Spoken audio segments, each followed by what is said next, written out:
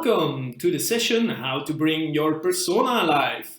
Your trainer is Stefaan. He comes from Belgium, the land of beer and chocolates.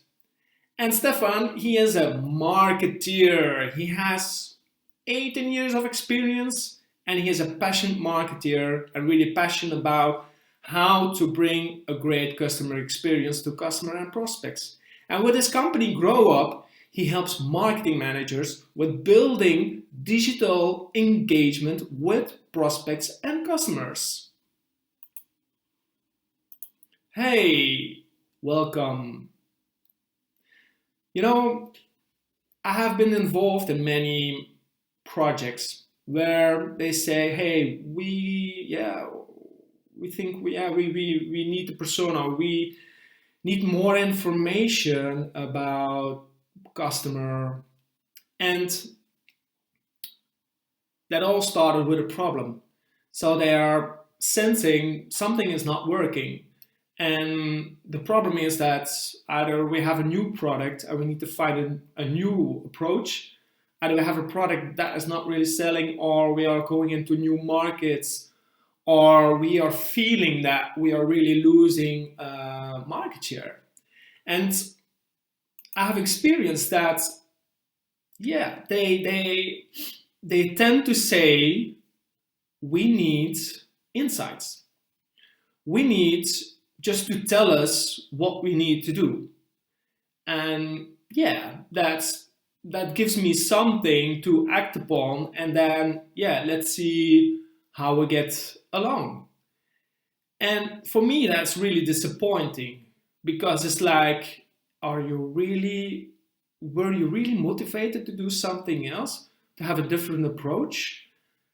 And then they see that things are not working, or the results are a bit disappointing. And I said to myself, hey, there must be another way. There must be a way where you really want to have your persona alive. You really want, as a marketeer here, to feel your customer, not only to get it, or to understand it, or think you know, but you need to act upon. And the only way to act upon is that you get it and you feel it. And not only you, but there are also your colleagues who are involved. And besides your colleagues in marketing, there are also salespeople, because we are working on a customer experience, on a journey. There are many people involved, so also the sales and also the service. So again, how to get them to act based on getting and feeling. And if you do that, you will triple the action. If you do that, people will really try to connect with a customer, because they feel that they have a sense of helping the person. It's not just doing my job. I want to do my job very well. And that gives a great value. It's not only a value on your return, but it's the value that you get out of your persona research as well. You can use it to build your lead acquisition. You can use it to improve your portfolio. You can use it for sales, to have a great sales pitch. So you get more value out of it than just hitting the target. And that, guys, is really my purpose with Growthup. That's the reason why I decided to start my company and to really go on my own, is that I want to make customer experience happen by the customer in you. And that is really the essence. I'm not going to give you insights or going into a research project and then give you slides and I'm off. No, I've done with that. I really want you to get it. I really want you to feel it. So when I leave, you will have like a drive to act upon many, many, many times. And for the upcoming minutes, 25 minutes, I'm going to talk about to you what is really needed to make that happen. And I see it more as an awareness training, where I'm going to make you aware on 5 levels. I'm going to talk with you about what is my experience, share some inspiration, and I want to accelerate you on that level. And how I want to accelerate you is that I give you value, I give you some tips, and I give you templates so you can really act upon the needs. All right, so let's start. There's work to do, guys. Yes, indeed, there's work to do. You know, that is really funny because we all think we know what we need. Yeah, we need these insights because I want to build my content marketing, and not only that, I need to know the channels. I need to know how then to build like the campaigns and yeah. These are all valuable needs to go into a different approach. But to my experience, what I see is that the work you do on a persona, there are other people as well who really need that information to do something else. So we tend to see only our position, but there are many people that are also involved to do something else within your marketing team, within sales, within service. And they need, again, other people to make that happen. And again, your persona is only alive if you put it in the execution, if you act upon it. The proof is in the pudding. And what we forget is that for each of these actions, there is a framework that you need. We don't need data, we don't need insights, we need a framework to make it happen. How can I turn the insights or the data that I have into the proper action for me to do? So there are different actions, different frameworks. And people are not aware of the implication that there is more actions to do and there is a framework to do. And so what do you get? Oh yeah, the project is really taking a bit longer than they expected. Or it even cost even more because they did not take into account into the budget.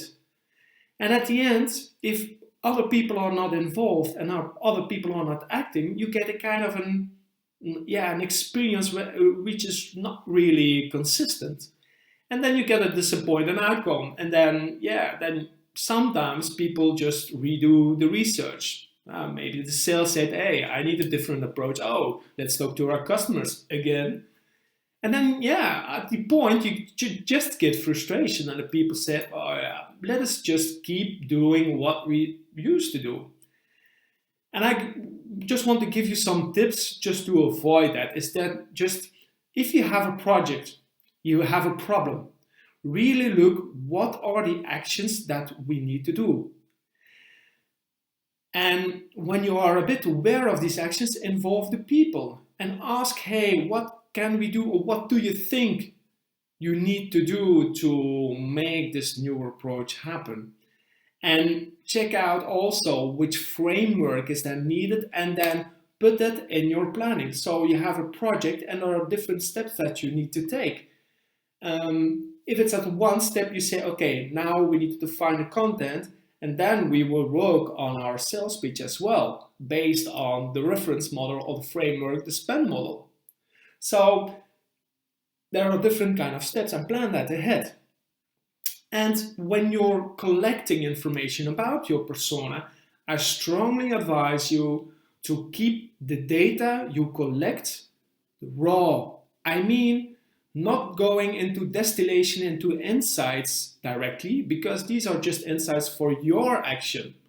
It doesn't say anything for the other one who needs to take an action. So if you collect data, even on a research or a desk research, or you ask other people to do some customer research, ask them to get the raw data and ask them to get it in different formats, not just on a report. Get some quotes, get some visuals, get some videos, and put everything into one place. What I use is the online collaboration tool Miro, in which I place like everything, I place as everything, the outcomes of my research, and it's like a research wall. So people can go in and just have a look and just say, hey, what do I need? Okay, because we have this framework, so what kind of data do we need? So you do just one time a really good persona research, you put all the data to it, so you have your content framework, then the other one has his proposition framework, and the other one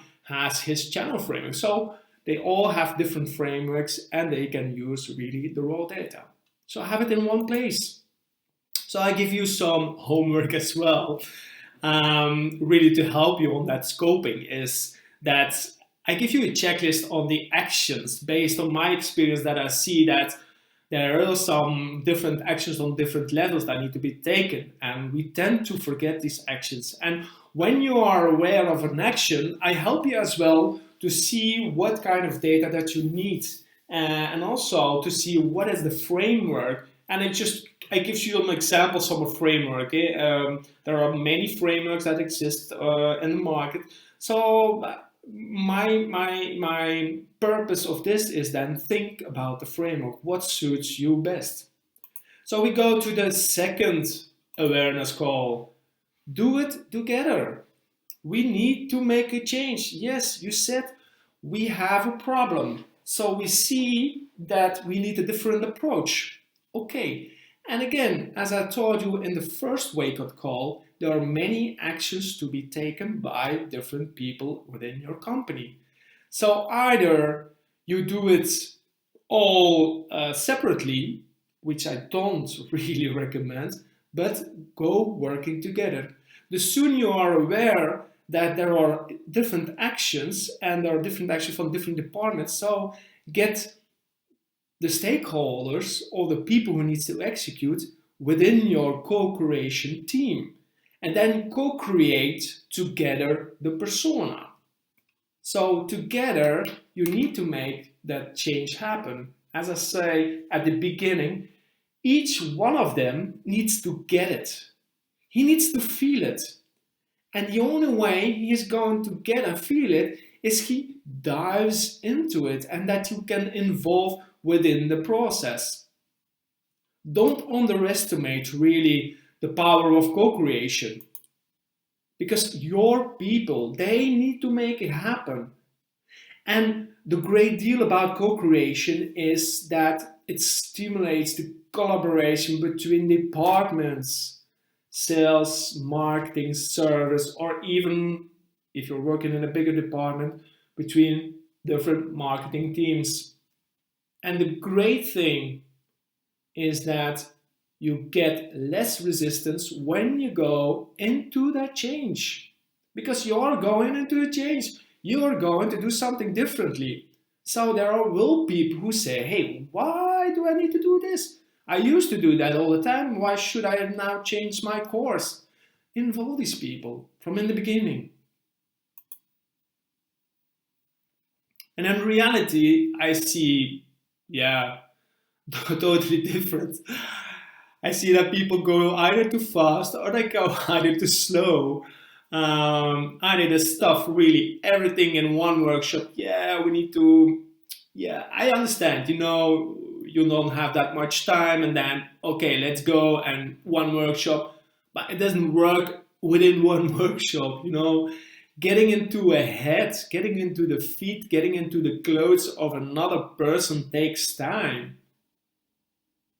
Again, what I see is that people are not motivated if they are not involved. If they are not really involved in the co-creation, they are not motivated to take the action. And what is happening is that we don't have time. We just do the outsource and give me just what I need to do. And then, but realize you don't get the outcome we should have. And I feel there is a kind of a distrust also. It's like, but we need to have an inside out or an outside in approach. So I don't trust my people. Something I also hear is that, but persona doesn't work. So it's getting the people together. And I share you just a project what I was working on back then in the days for Brenntag. It's a company, a big, one of the leading chemical companies in the world. And there we did a workshop, and it was a 2-day workshop. So we tried to, we wanted to help the people with realizing who were the persons involved, how is the journey going, what is the content needed, and what is needed behind the scenes on lead management and the processes. And again, I experienced like, wow, it was a intense 2 days. We did a lot, but you saw it was too much. It was too much. But nevertheless, the power of co-creation was in that when we were trying to figure out who is the persona, people thought it was like two persons within a company, and we end up with a great list of people who are involved. And then that's like, wow, that's the power of co-creation, because we are looking from all different perspectives, from different glasses. So my help for you guys to step into the learning is I will give you an approach to go into a persona project. So if you want to learn about your persona, what is the ideal situation, how to get it done, co-creation, research, validation. So it's kind of a step program. And then I give you tips if you say, hey, I don't want to facilitate it and I want to do it myself. I give you tips on how to set up, how to organize a co-creative workshop. Wake up call 3. Step outside. Yes, step outside. You wanted to have a different approach. You wanted to, look at the customers who are involved, within your product, within the market. But then again, are you really eager? Are you really motivated? Do you really dare to step outside your product bubble? And my experience is that we tend to stay within our own context. We tend to stay within our vision, tunnel vision. Like, we need to sell more, so we need to know who is involved in the selling. And then it's about our product. So let us find out what they really need, why they are using our product, all about the needs and the product. But what you get there is the tunnel vision. So you are just doing the same thing you used to do, but now you have more information, you have more input, but still you're not getting into connection with the persons, the understanding really what is it really about. No, you're stuck into your selling because your target is selling, because your target is product. So what I try to say is step outside and reality check, go into their context. Your product is not the solution, not the solution. Find out what is the real solution your customer want to get out of it. Find out who are the people that are involved to make that solution happen. So find out the solution context and the role context. And what you get is like a map. You put the person who is responsible to doing the activity in the middle, and you find out what are all different activities that this person needs to do. With whom has he contact? Has he a working relationship? And draw some lines. Look at the intensity of the relationship that he has with the people. Look at what are they exchange with each one another. Whether it's a direct contact, whether it's an indirect contact, this map not only you're going to really dive into the context, you dive into the role context, and this is a great way to select your persona, to see, okay, who are the most important people that we need to connect with.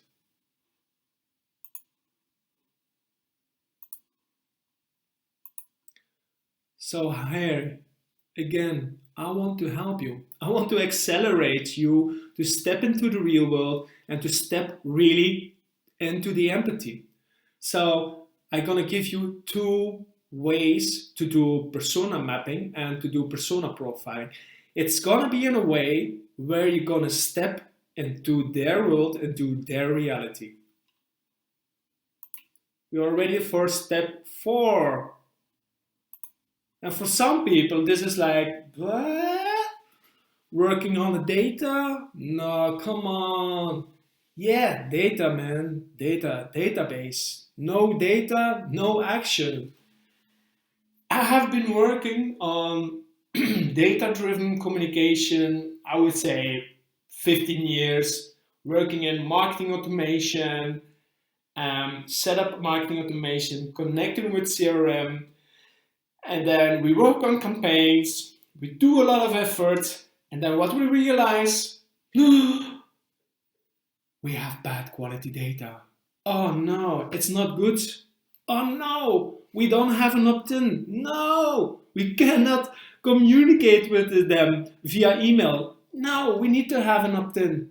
But we don't have the kind of an information that really what we really needed, like we did in step 3, dive into the context. We don't know. We don't know where to go.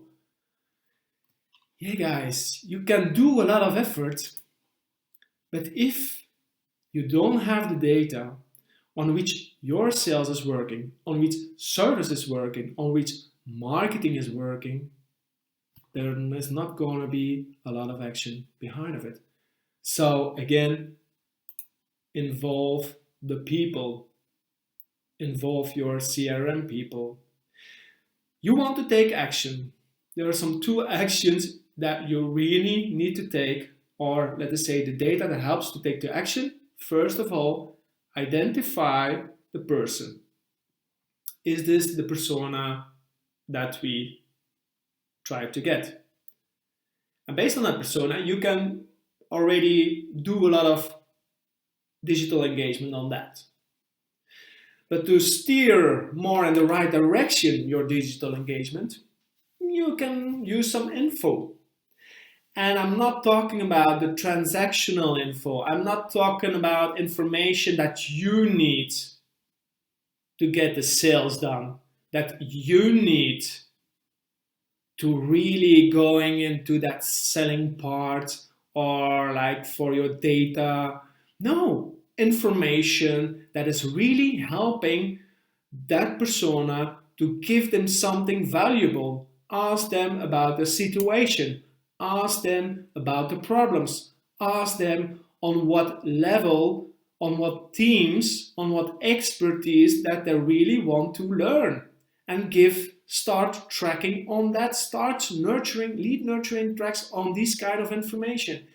And that is one of my frustrations is that they don't put it in the CRM data. They don't ask the question. Maybe they ask the question to sales, but they don't put it back in. So you cannot start a track via marketing. So please guys, please make sure you work on your quality data first of all, so you can identify, and please make sure you put the right questions, you put the right profile information in your CRM to really start the action. And one of the things is opt-in. I know, sounds like a bit funny, but really, honestly, the opt-in strategy. Again, if you're not allowed to contact the people, you cannot communicate, you cannot interact, so forget it. So try to figure out a good opt-in strategy. I was working for a media company and we found out that 30% of the whole database, they had an opt-in. And I had a database of 2 million. So imagine that. You're working on a big campaign, a big promotional campaign, paid media. And you try then to get people in, but you don't have the right opt-in strategy, man, that's a lot of effort and little return. It's a shame. So here, my help to accelerate you on the actions. I'm gonna give you some great opt-in tactics that I learned from my experience. And I'm gonna give you a way to collect information about your persona. Again, there is an explicit way that you can ask it within a form, on a landing page. There is a way that sales can ask it, and there's a way that service can ask it. And again, everything needs to come up into one database, and different kind of people gonna act on it. No action, no persona alive. That's clear. Here goes my 5th wake-up call.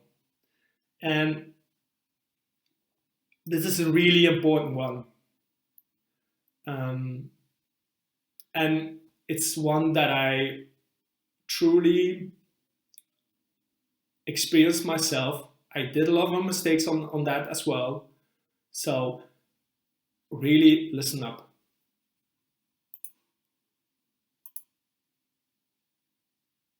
Please, show me my world. We dove into the world of the customer. We dove into understanding the pains, understanding the activities, understanding the jobs. And we get it.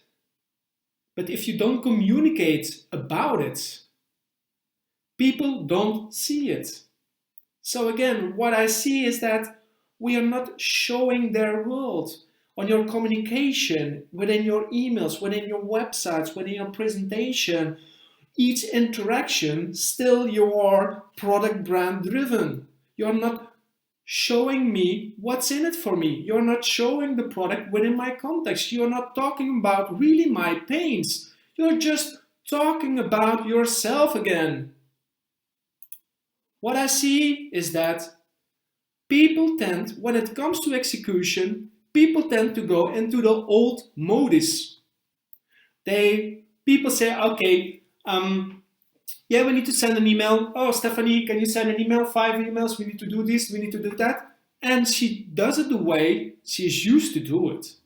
So checking the box, seeing to the target, and just talking about the product. Stephanie needs input. Stephanie needs input on your persona. She needs input on the content. What is it that we really want to say? To whom? And how can we then use that language of that person? How can we show him or her environment, his world? Because this is what we want, what we need. If I, as a customer, I get communication and this communication is not my world, I don't see what is in it for me, for me it's a frustration. For me it's like spamming already. So again, we get a lot of information, we get a lot of marketing messages. So make sure you give a marketing message that people see directly if it's relevant or not. And that they see there's a reflection of their world. Contextualization. I said dive into their world, now make it happen. So get the proof really into the pudding. So translate, people. You'll forget to translate. So make it not your product setting, but make it the customer setting, the content setting. So if you don't do it, you're just sending out content and you set into a content competition and people get tricked because nowadays I said, they were really not to download because I know when I download, I get spammed. I get spammed with wrong messages. They will hunt me down to really buy the product. So no, I don't want. They trick me to give my data. They trick me to buy. And you get disappointing results. So please, dear marketeer, dear sales, dear service, think help. How can I help my persona? Your product is about helping to get an activity done that is part of the bigger solution. So again, reflect that in your communication. Have a conversation strategy. Have a conversation starter. Talk about how can I help you with a kind of a pain that I sensed and I realized during my research, and build your content on that. So have conversation starters, really then just pushing people within, like buying, trick them in. So really tell them what's in it for them. Talk about their situation. Speak their language. How many times that I see languages is like, woof, product language, and like 5 adjectives within it, because it's all about how great your product is, but it doesn't tell me anything about what's in it for me. So show within their setting. And I give you an example.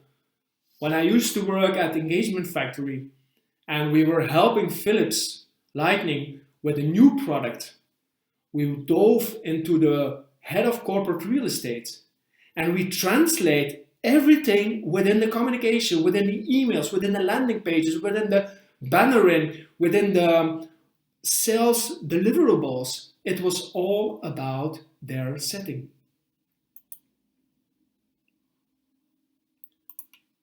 So here, guys, is my final help to accelerate you on this very important one: how to accelerate your connection.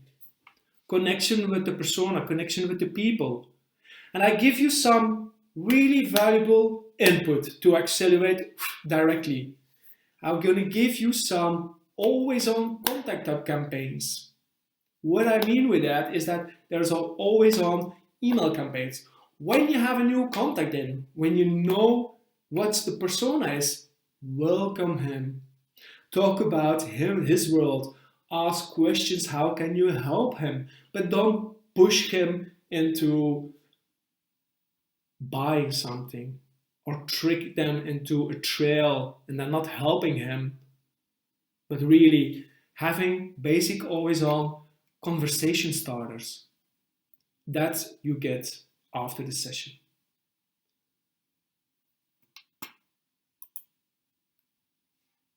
Thank you very much.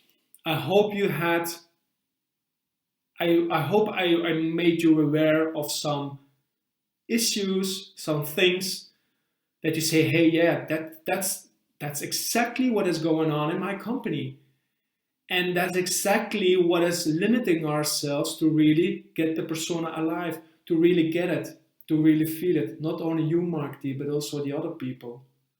So I hope I made you aware, and I hope with my help that you can accelerate within the process. Again, on my website there are some projects that you can find out that can inspire you even more. So for now, I thank you very much for, I would say, your attention, and I hope you get something, and I could really help. Honestly, it has been a pleasure to do this, and if you have questions, you will find me. Hey, thank you very much.